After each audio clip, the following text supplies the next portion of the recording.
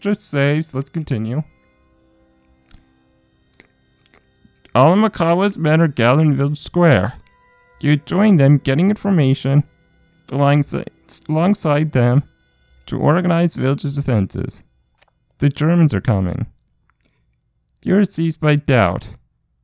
Why did Makawa need to lie about the disease? What its meaning is secrecy and lack of cooperation. While you're in deep thought, you see Captain Smith moving towards the rebel chief, ready to confront him. Two men look intently at each other for a short while, their stares meeting as if trying to defeat one another. Even before the two men start talking, it's trench warfare, a war of attrition, which neither of the adversaries seem to want to lose.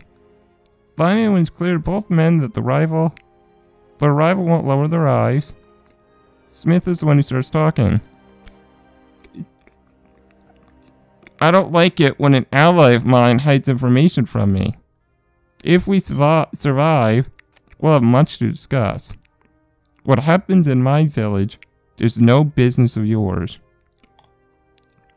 Makawa's words make Smith twitch, and he becomes visibly furious.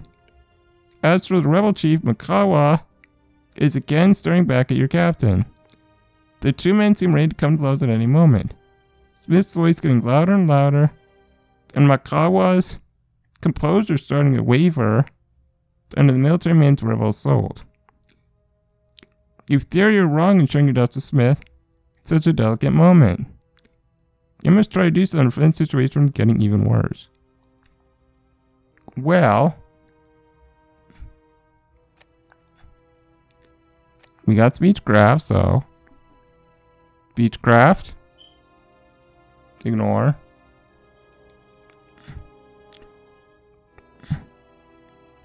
Smith or Makawa? I don't know, let's try Makawa.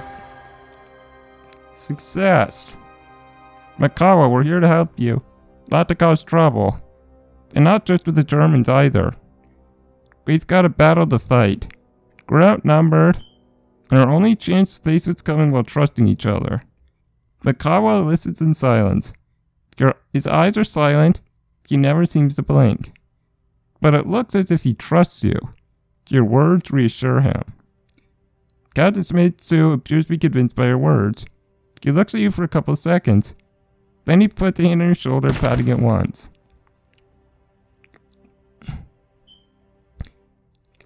A gunshot, seemingly erupting from nowhere, interrupts heated discussion. One of Makawa's men drops to the ground like a sack of potatoes. Without word, without a whimper. He dies unsuspectingly, leaving behind only a dry thud, small cloud of dust. The shot comes from afar and is immediately followed by more. You're under attack. The Germans are here. The village is plunged into chaos, and you find yourself lost, pushing around blindly, not really knowing what to do. Just a minute ago, you're trying to conciliate Smith and Makawa's in their altercation.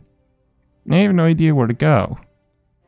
With an effort, you manage to focus, look around to get the general idea of the fight, and prepare to face the enemies. Glance at those around you. Right now, there are no more disagreements, quarrels, or changes of attitude. Gone are the healthy men, the diseased, the threats, and everything you lived before the enemy arrived. Screams and gunfire are the only sounds reigning inside the village. You and the rebels are united in a single, desperate mission: survival. The Germans advance and more start emerging, ghost-like from the brush. You are heavily exposed in the middle of the village. The enemies are already in sight, and you feel an instinctive and visceral need to find shelter. Without hesitating, you hide inside a hut. A band and a rebel come to you. From the window, you aim your weapon into the darkness of the night. I didn't realize it was nighttime. Wow. Makes it even harder to fight. Come on, ladies. Are you scared of us? Wait for them to come. Protect the rear entrance. I feel like I should protect the rear.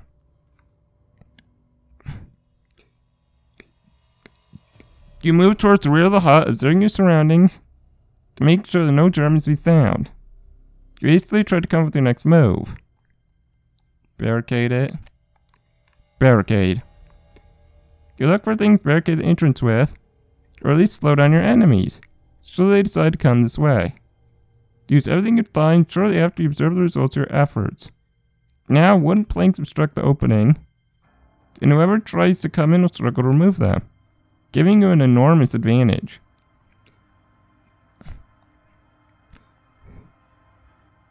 You hear somebody walking outside the door.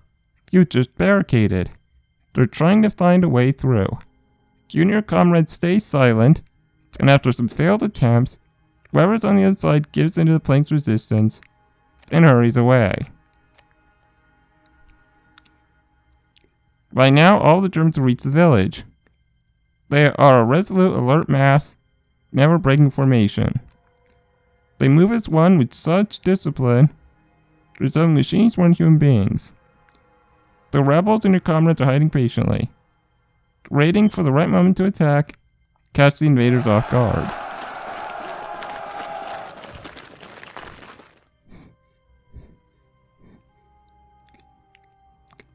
Time seems to stretch and all sounds become muffled. You're charging. You vaguely remember when you started running or screaming, kicking the dirt of the ground beneath you. The dust engulfs you, accompanying your charge, swirling around you as if to lash your enemies. You cannot see him from amongst this chaotic prelude to battle, but you know that Oban and Vespucci are at your side, and you even caught a glimpse of Betsare joining the attack.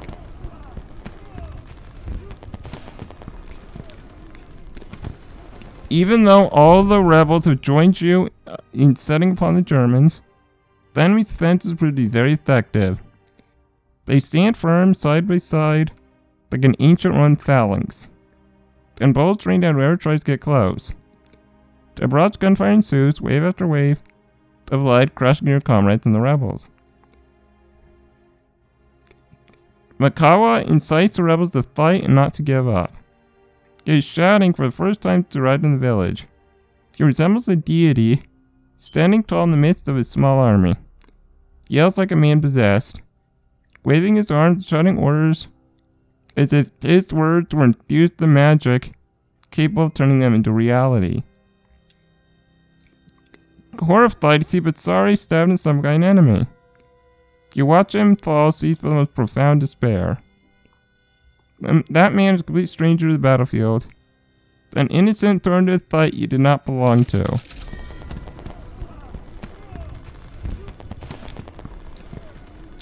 With such realization resurface from the alienating torpor you had fallen into.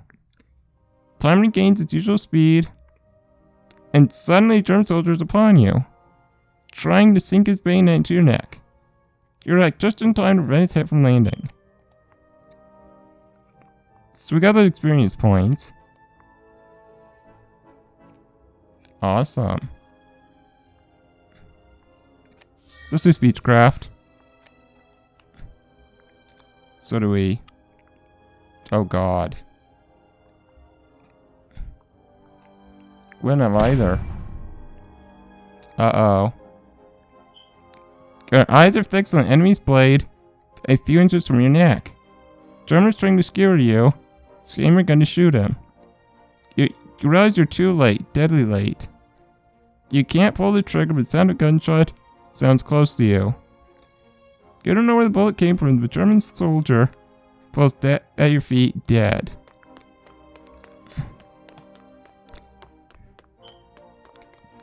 Panicking, you run to the hut, falling multiple times while on your way.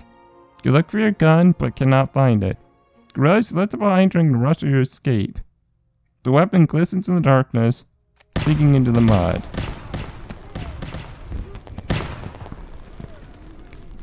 The sounds of distant fighting is heard inside your hiding place, and with your heartbeat accompanying every step, every scream, every gunshot. An orchestra only you can hear in its entirety, entrenched in a royal box, in from the line inside of both parties.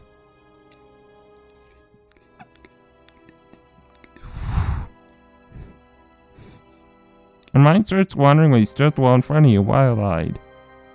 You swear you can see a crack forming there, while as the chorus of war accompanying such an image still echoes in your ears.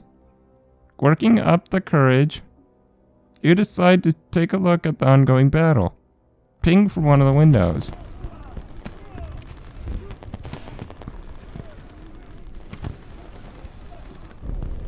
Your comrades, the rebels, the Germans, you watch with enormous composition in front of you. The balance between factions dangerously swaying from side to side without ever settling. Then, without warning, screams start to wane. The dust settles, and calm returns again to the village. As unreal and shocking as a festival band. The fight is over.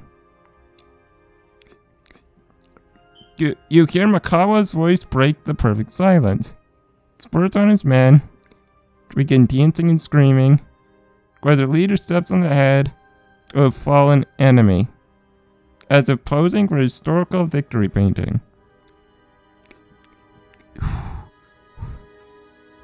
You leave the hut. The Germans are retreating, disappearing into the bush. The rebels are overjoyed, yelling in their language, celebrating the end of the fight. For the dead, however, there is neither victory nor defeat. They are strewn across the ground, the expressions of their last moments frozen for all to see. Smith and Makawa are talking. It looks like the tension between them has subsided, smoothed over by the stress and adrenaline of the fight. The rebel chief even ventures a thin smile, making his forbidding, mysterious mask crumble. The man hands a bundle over to the captain, who shortly after joins you and the other survivors. Here, Huntington. You catch the bundle Smith throws at you, sealed with provisions. We'll need them for the trip. You pack provisions in your backpack. Soldiers, our mission ends here. We're going back to headquarters. Interesting. Well, let's see if we can get a little more. You have left the village and the battle you fought. You're walking exhausted and forlorn, along with the rest of your troop. However, at least for now, you're in no danger. Let's see, early next morning. I'd keep going. You don't even get to take another step. Your head is spinning and the foliage around you seems to sway in an attempt to reach you. Thrust out with darting tendrils that slither and hiss. You lose your balance and fall, hitting your head on the ground. Dear Smith's worried voice asking after you. What's going on, Private? Answer me, Huntington. Captain's voice fades out. You feel like you're sinking, and for an instant you're falling head first to an endless black abyss, filled with strange eyes that stare at you through a liquid dark oblivion. You're sinking and you're not facing the void anymore. Rather sticky dark sludge. Almost like quicksand. You melt into it and lose consciousness. Do we have the disease? Because we're hallucinating. Yeah, we're hallucinating. You're home again, in the London you know so well. Was it all a dream? The disease, Zanzibar, the battle? Did they really take place?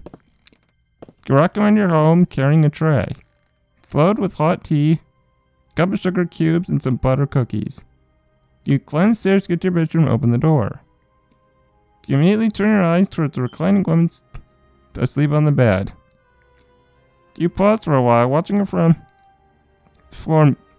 your form caressed by the sheets, and her soft curls spread out across the pillow. Yeah, we're hallucinating. We either got the disease or some other disease. Moving closer to the bed, you call to her softly. She doesn't answer, so you put the tray down on the side table, shake her gently, still receiving no answer. Put your hand on her shoulder and gently turn to her back. Alan's eyes don't see you, and you certainly never will again. They're staring at the ceiling and me right through it. Probably begging for help, and the silenced death has cursed her lips with. Your Helen is staring into the void. And you cannot even return her stare.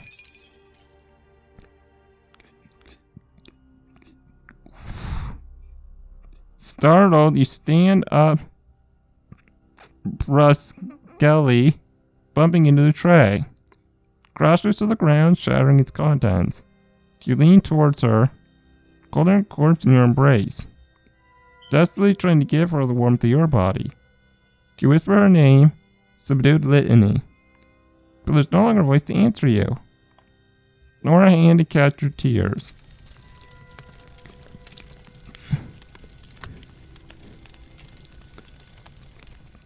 You come to with a stab of anguish. You're lying beside a campfire. Try to stand, but you're too weak. You don't need your medical experience to understand you're running a fever. Your mind immediately turns to mysterious illness, and a shiver runs down your spine. Have you been infected? You cannot let yourself succumb to this. Don't want to die in such a horrible way. You force yourself to stand and your stomach grumbles disagreeably, cursing you in every which way, including some extreme, violent waves of nausea. Take some time to pull yourself together. The men are eating a Spartan breakfast. You get a steady stream and chattering as soon as they notice you're awake. Apparently, things spells the talk of the town. You are sure it is you they are talking about. Smith approaches with a hint of apprehension on his face. How are you feeling, Huntington? Lie? No. We're not a liar. Captain, I fear I've contracted the disease. Are you sure? I cannot yet be positive, Captain. But I believe my fainting earlier was not caused by exhaustion. Come on, Huntington, you can't give up now. Keep in mind that it could just be simple malaria. As soon as we get to Stone Town, you'll be able to recover. The captain is dismissing your suspicions, or maybe he's just trying to reassure you. He's completely ignoring the possibility that you're infected, and he turns his back on you as he shoulders his backpack again, before looking you straight in the eye. Now get a move on. We need to get going right away. Smith gives you something to eat, and then he's on his way. You don't really feel strong enough for a long march, but you certainly don't have the luxury of resting or falling behind. You stand and follow him, forcing yourself to hang in there. Uh-oh. We are sick. Alright, guys. I think we've been going for a while. And we have. So, I'm going to end it here. Thank you guys so much for watching. Make sure to like and subscribe if you enjoyed the video. And I will see you next time.